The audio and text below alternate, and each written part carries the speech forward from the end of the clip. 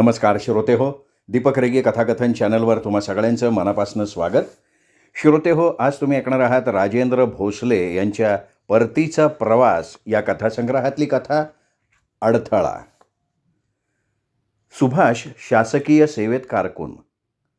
शासकीय कर्मचारी म्हणजे आपल्या तोऱ्यात नादात वावरणारा माणूस असं म्हणून समाजात ओळखला जातो. शासकीय कर्मचाऱ्यात लिपिक म्हणजे कारकून हे पद इतर कर्मचाऱ्यांच्या पदापेक्षा वेगळं मानलं जातं. पक्षात कावळा, प्राण्यात कोल्हा जसा धूर्त असतो तसा कर्मचाऱ्यात कारकून हा धूर्त आणि धोरणी असतो असं म्हटलं जातं. कार्यालयामध्येही त्याची वेगळी ओळख असते. इतर कर्मचाऱ्यांसारखा हा कर्मचारी दिसत असला तरी आपल्या वृत्तीनुसार कारकून म्हणजे कुटील कारस्थानी कर्मचारी म्हणून जास्त ओळखला जातो. त्याच्यात प्रामुख्यानं पुढील गुण आढळून येतात. आपलं महत्त्व वाढावं म्हणून एखादं काम ठप्प करणं, एखाद्या कामाकडे जाणीवपूर्वक दुर्लक्ष करून त्याचं महत्त्व वाढवणं आणि पर्यायाने आपलंही महत्त्व वाढवणं. आपल्या वरिष्ठांनी योग्य वर्तणूक न दिली तर त्यांना अडचणीत आणणं. एखाद्या शिपायाने नमस्कार न घातल्यास त्याला आपल्या विशिष्ट वर्तणुकीनं घायकुईतीला आणणं, गयावया करायला लावणं. सुभाष साधारण 30 वर्षांच्या सेवेनंतर शासकीय सेवेतून निवृत्त झाला. थोडासा पैसा मिळाला होता, तो त्याने बँकेत ठेवला आणि निवृत्ती वेतनावर आपली आणि आपल्या कुटुंबियांची उपजीविका चालवायला लागला. सुभाषचं कुटुंब तसं चौकोनी. पत्नी शालू, मुलगा अमर, मुलगी संगीता. सुभाषला नोकरी उशिरा लागली, त्यामुळे लग्न उशिरा झालं आणि पर्यायानं मुलंही उशिराच झाली. त्यामुळे मुलं शिकत असताना तो वयोमानानुसार सेवानिवृत्त झाला. मुलगा महाविद्यालयीन शिक्षण घेत होता तर मुलगी विद्यालयीन शिक्षण घेत होती. सेवानिवृत्तीचा आलेला पैसा त्यांनी त्यांच्या भवितव्यासाठी ठेवला होता. आपल्या पत्नीवर, मुलांवर तो जीवापाड प्रेम करत होता. सुभाषला शासकीय सेवेतून निवृत्त झाल्यानंतर वेगळ्याच समस्येला तोंड द्यायला लागलं. शासकीय सेवेतलं मानाचं जीवन आणि प्रत्यक्षातलं जीवन यात कमालीची तफावत त्याला पावलोपावली जाणवायला लागली. सरकारी सेवेत असताना त्याला भरपूर मानसन्मान होता. शिपाई, कर्मचारी वर्ग येता जाता त्याला नमस्कार करत असे, कारण त्याच्या हातात सगळ्या कर्मचाऱ्यांचं वेतन त्यांचे भत्ते होते. त्यामुळे त्याच्यापेक्षा कनिष्ठ दर्जाची मंडळी त्याला मानसन्मान देत होती. तो कार्यालयात गेला की त्याची बॅग घेण्यासाठी एखादा शिपाई पळत येई, दुसरा शिपाई त्याला पिण्यासाठी पाणी देई. मग तो खुश होऊन त्यांची देयकं वेळेवर अदा करी. त्याच्यापेक्षा वरिष्ठ वर्गही त्याला मान देत असे, कारण स्वाक्षरीला तयार करायची सगळी कागदपत्र तो तयार करत होता. सरकारी खात्यात कारकुनाच्या वाटेला जायचं धाडस कोणी अधिकारी करत नसत, कारण एखाद्या कारकुनाला 4 लोकात बोललं किंवा झापलं की तो कारकून अधिकाऱ्याचा सूड मोठ्या विचित्र पद्धतीनं घेई. एखाद्या दस्तऐवजात अशी चूक करी की त्यामुळे अधिकारी अडचणीत येत असे. एखाद्या मीटिंगच्या कागदपत्रात चुकीची आणि संदिग्ध आकडेवारी दिल्यामुळे त्या अधिकाऱ्याला त्याच्या वरिष्ठ अधिकाऱ्यांच्या पुढे मान खाली घालायला लागत असे. साहेबांना त्रास झाल्यामुळे त्या कारकुनाला विकृत आनंद होई. त्यामुळे भाऊसाहेब भाऊसाहेब असं गोड बोलून त्याच्याकडून काम करून घेणं प्रत्येक अधिकाऱ्याला परवडत होतं. आपल्याला अधिकारी वर्ग भीतो या कल्पनेत बरीच कारकून मंडळी खुश असतात. सुभाषही त्याला अपवाद नव्हता. शासनाच्या दीर्घ सेवेत तयार झालेला त्याचा स्वभाव सेवानिवृत्तीनंतर मात्र सामान्य लोकांना रुचेनासा झाला. सेवानिवृत्तीनंतर त्याचे काही दिवस चांगले गेले, नंतर मात्र त्याला प्रत्येक दिवस अस्वस्थ करायला लागला. आयुष्यभर कार्यालयात वापरात आणलेली प्रवृत्ती तो कुटुंबियात, मित्रात, पाहुण्यारावळ्यातही वापरायला लागला. त्याच्या अशा विक्षिप्त स्वभावामुळे लांबचे संबंध हळूहळू तुटायला लागले. लोक त्याचा संपर्क टाळायला लागले. त्यामुळे आपलं कोणी ऐकत नाही, आपलं पूर्वीप्रमाणे काही महत्त्वच राहिलं नाही, ही भावना त्याला छळायला लागली. कार्यालयातला आपला मानपान आणि शान त्याला प्रत्यक्ष आयुष्यात मिळेनासा झाला. त्यामुळे तो दिवसेंदिवस बेचैन व्हायला लागला. बाहेरची माणसं दूर होतील, तुटतील सुद्धा, पण घरच्या लोकांनी कुठे जायचं? घरात बसल्यानंतरही त्याचं मन रिकामं. रिकामं मन शैतानाचा वावर ह्या म्हणीप्रमाणे व्हायला लागलं. घरात मुलाला काहीतरी म्हण, मुलीला काहीतरी विचार, किरकोळ कारणांवरनं बायकोला रागव, असे प्रकार तो घरात बसून बसून करायला लागला. त्यामुळे घरातही तो अडचणीचा ठरायला लागला. त्याच्या सतत घरात बसण्यानं आणि निरुद्योगीपणामुळे त्याच्या किरकिरीला घरची मंडळी कंटाळली. त्याला टाळायला लागली. या टाळण्यामुळे तो भरपूर चिडायचा. आपल्याला कोणी काही किंमतच देत नाही ही भावना वरचेवर त्याला जास्त अस्वस्थ करायला लागली. खरं तर माणसाचं व्यावसायिक जीवन वेगळं आणि खाजगी जीवन वेगळं असणं आवश्यक असतं. पण सुभाषने खाजगी आणि व्यावसायिक जीवनाची खिचडी तयार केली होती. कसं वागावं हे त्याला कळत नव्हतं. चांगलं वागावं म्हटलं तर कोणीतरी आपल्या स्वभावाचा गैरफायदा घेतोय असं त्याला वाटायचं आणि कठोर वागावं म्हटलं तर लोक दूर चालले होते. चांगलं वागण्यापेक्षा तो कठोर वागणं पसंत करत होता. आपल्या मुलीच्या, मुलाच्या आणि बायकोच्या मनातून तो अशा कठोर वागण्यामुळे उतरत मात्र चाललेला होता. मुलगा कॉलेजातून आला की तो त्याला हटकत असे. "काय रे, आज उशीर झाला?" "हो, आज प्रॅक्टिकल होतं. वेळेवर घरी यायचं. इकडे तिकडे जास्त भटकत जायचं नाही." असे अनावश्यक सल्ले द्यायलाही तो विसरत नसे. मुलीलाही तो तशाच प्रकारची वर्तणूक देई. ती कॉलेजला निघाली म्हणजे तो सहज टोमणे मारे. "अगं संगीता, कॉलेजमध्ये व्यवस्थित जा बरं का. इकडे तिकडे बघत जायचं नाही. लोक चांगले नाहीत गं. वाचतेस ना पेपरमध्ये? रोज काहीतरी वाचायला मिळतंय. हे बघ, सरळ कॉलेजला जायचं, सरळ घरी यायचं. वाईट मैत्रिणींच्या नादी लागू नको.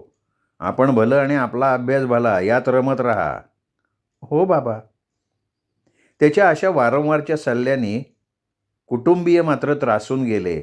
त्याच्या सल्ल्यांची कुटुंबियांना किळस यायला लागली. बायकोला येतो बसता उठता काहीतरी कुचके टोमणे मारायला लागला. "शालू, अगं भाजीत मीठ पुरेसं टाकत जा. असा ओंडग्यासारखा संसार काय कामाचा? तुझ्यापासनं तुझी मुलगी आणि भावी सून काय बोध काय घेणार हा? खरं तर मीच चुकलो तुझ्यासारख्या गावंढळ बायकोशी लग्न करून."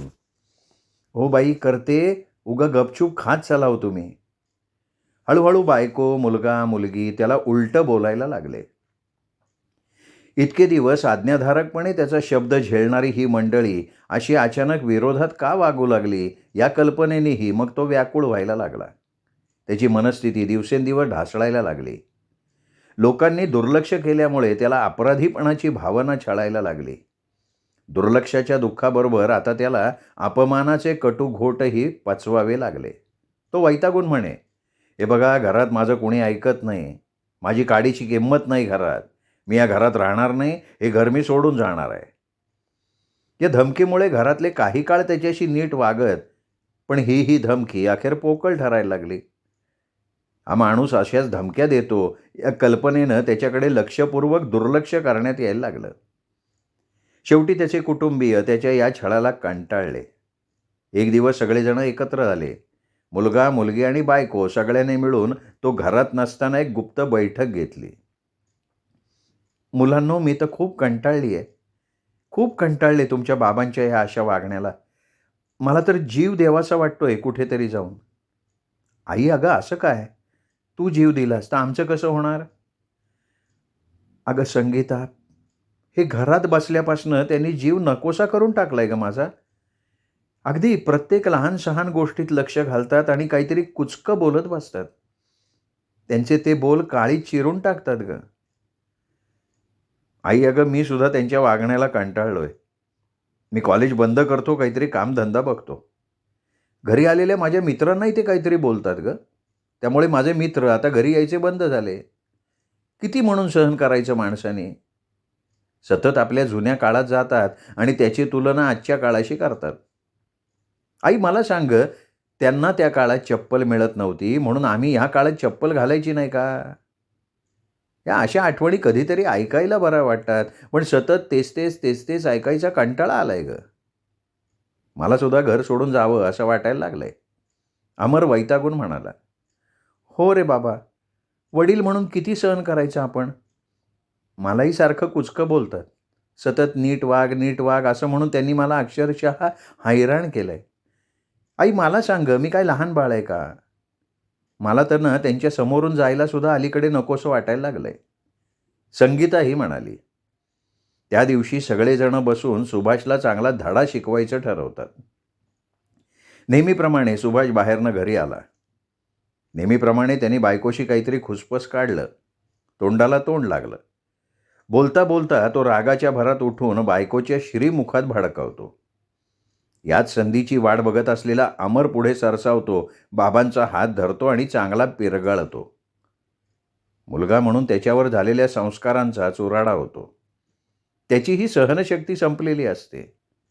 मांजरसुद्धा कोंडून मारल्यावर सर्व ताकदीनिशी त्याच्या मानानं आवाढव्य माणसाच्या नरडीचा घोड घेते. त्याप्रमाणे हा विदारक प्रसंग घडत होता. मुलाची ही विचित्र वागणूक बघून सुभाष चक्रावतो. आपल्या मुलाचं हे रूप बघून त्याला अपेक्षाभंगाचा मोठा धक्का बसतो. "अरे मूर्खा, सोड, तू कशाला मध्ये येतोयस रे?" असं म्हणून तो अमरलाही मारायला धावतो. अमर सुभाषचा हात आणखीन पिरगाळत त्याला तंबी देतो. "हे बघा बाबा, तुमचं फार झालं आहे आता. आम्ही तुमच्या पगारावर अवलंबून होतो म्हणून ऐकून घेत होतो. आत्ताही आम्ही तुमच्या पेन्शनवर अवलंबून आहोत. याचा अर्थ असा नाही की आम्ही तुमचं काहीही खपवून घ्यावं. बाबा, आम्हालाही जीवन आहे, आम्हालाही आमचं अस्तित्व आहे, आमचीही काही स्वप्न आहेत. लहान होतो तेव्हा ऐकत होतो, यापुढे तुमची एकही गोष्ट आम्ही खपवून घेणार नाही." "अरे, मी तुम्हाला जन्म दिलेला बाप आहे, याची तरी जाणीव ठेव की." "हो, जन्म तुम्ही दिला याचा अर्थ आपली कुठलीही गोष्ट आम्ही सहन करावी असं नाही ना. मुळात आम्ही आम्हाला जन्म द्या असं म्हणालोच नाही. तुम्ही आम्हाला जन्माला घातलं, वाढवलं. नसतं घातलं तरी चाललं असतं. निदान या त्रासातनं मुक्त तरी झालो असतो आम्ही. म्हणजे ही माझी चूक झाली म्हणायची." "नाही नाही, तुमची चूक नाही, चूक आमची आहे.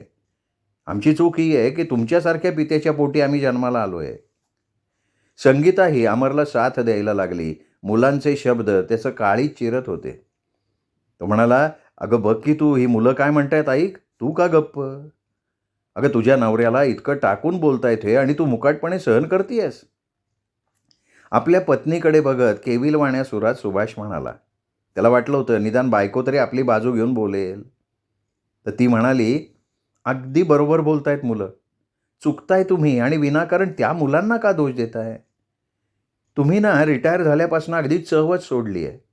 कुणालाही कसंही घालून पाडून काय बोलता हो? बरं होतं तुम्ही कामावर जात होता ते. आम्हाला मोकळा श्वास तरी घेता येत होता. इतकं कुचकं बोलणं कुठून शिकलात हो तुम्ही? आणि अलीकडे तर शिव्याही द्यायला लागलात घरात.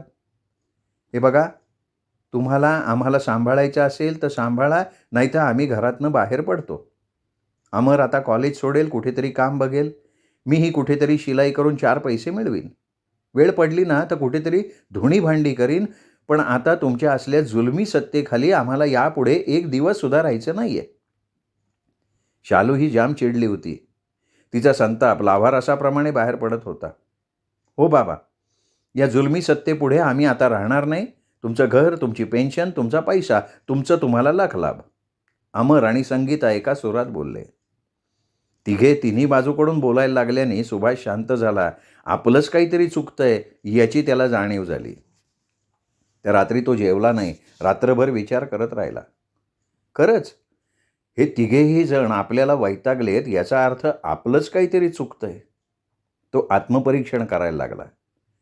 सेवानिवृत्तीनंतरच्या काळात आपलं सगळं लक्ष कार्यालयीन कामावरून उडालं, घरात केंद्रित झालं आणि जे घडायला नको ते घडायला लागलंय याची त्याला जाणीव झाली. त्याला आपल्या सेवानिवृत्त सहकाऱ्यांच्या कहाण्या आठवायला लागल्या. कदमाच्या विधवा पोरीनं कदमाच्या किरकिरीला कंटाळून आत्महत्या केली. मोरेचंही तसंच झालं. मोरेच्या अरेरावीपणाला कंटाळून त्याचा मुलगा, सून आणि बायको घर सोडून निघून गेले. आता तो एकटाच डबा मागवून कसाबसा जगतोय. म्हातारपणी असा एकाकीपणा वाट्याला यावा यासारखं दुर्दैव ते काय असू शकतं. सहन करतोय रोजच एकाकीपणाच्या नरक यातना मोरे. काय करायचं अशा वेळी त्या इस्टेटीला, बँकेतल्या शिलकीला? वेळेवर जेवण द्यायला, दुखलं खुपलं पाहायला, आजारी पडल्यावर दवाखान्यात न्यायला देखील हक्काचं माणूस नसेल तर कुठलंही ऐश्वर्य शून्यच आहे. आपण दुसऱ्याचे किस्से ऐकतो, पण आपणही आता त्याच दिशेनं चाललोय. ही जखम छोटी आहे तोपर्यंत सुधारायला हवी. आपण आपला हट्टी, एककल्ली, आग्रही स्वभाव बदलून टाकला पाहिजे. ऑफिसमध्ये वेगळं होतं, हे कुटुंब आहे. मग कुटुंबात कार्यालयातल्या सहकाऱ्यांशी वागल्यासारखं वागून कसं चालेल? आपल्या स्वभावातला ताठरपणा जाऊन लवचिकपणा आला पाहिजे, तर आपण काही दिवस तग धरू, नाहीतर आधी कुटुंबाची वाताहत नंतर आपली, हे ठरलेलं आहे. बरं झालं अमरने हात पिरगाळून मला एक प्रकारची तंबी दिली, नाहीतर पुढे काय घडणार होतं देव जाणे. दुसऱ्या दिवसापासनं त्यांनी कमीत कमी वेळ घरात राहायचं ठरवलं. बायकोच्या, मुलाच्या, मुलीच्या दैनंदिन जीवनात डोकवायचं नाही, असं ठरवून त्यांनी निवृत्तीनंतरचा वेळ भजनी मंडळ आणि नामजपात चालण्याचं ठरवलं. विचारल्याशिवाय सल्ला द्यायची सवय त्यांनी मोडून काढली. आपला जास्तीत जास्त वेळ आता तो नामस्मरण, चिंतन, मनन, वाचन यात घालवायला लागला. घराची विस्कटलेली घडी पुन्हा हळूहळू बसायला लागली. आपला अनुपस्थितीरूपी आशीर्वाद तो आपल्या कुटुंबियांना द्यायला लागल्यानं त्याच्याबद्दल मुलगा, मुलगी आणि बायकोमध्ये गोडी वाढायला लागली. पुन्हा पूर्वीसारखा मान त्याला घरात मिळायला लागला. त्याचा प्रत्येक क्षण आनंदात जायला लागला. आपला आत्मसन्मान जपायचा असेल तर दुसऱ्याच्या सन्मानाला जपलं पाहिजे, हा मोठा धडा त्याला त्याच्या वागण्यातून मिळाला. आपल्या स्वभावाला, वाणीला आणि वर्तणुकीला त्यांनी वेळीच मुरड घातल्यामुळे त्याचा संसार विस्कटण्यापासून वाचला आणि पुन्हा सुरळीतपणे चालू लागला. श्रोते हो, तुम्ही ऐकत होतात राजेंद्र भोसले लिखित एक छान अशी बोधकथा अडथळा. ही बोधकथा कशी वाटली कमेंट करून जरूर कळवा. कथेचा व्हिडिओ लाईक करा, हाईप करा आणि आपल्या कथाप्रेमी मित्रपरिवारात, नातेवाईकात शेअर करा. धन्यवाद. भेटूयात पुन्हा.